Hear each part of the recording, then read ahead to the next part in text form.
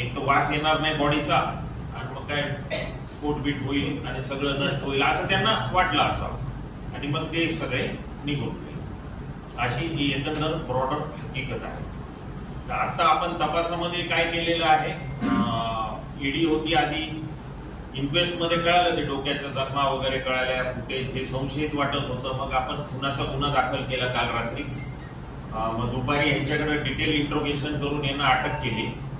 आता उद्या त्यांना पोलीस कोठडी घेतली. ओके, पोलीस कोठडी रिमांड पण आपण घेतली न्यायालयाकडून त्यांची.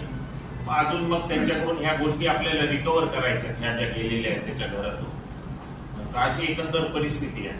मैताची जर माहिती सांगायची म्हणजे जितेंद्र जग्गीची, तर त्याचे वडील वारलेले 90मध्ये. जितेंद्र जग्गी कुठलाही असा कायमस्वरूपी व्यवसाय करायचा नाही. स्विगी, झोमॅटो यांच्याकडे डिलिव्हरीचं काम करायचा. तिची आई जी होती ती इस्टेट एजंट म्हणून आधी काम करायची.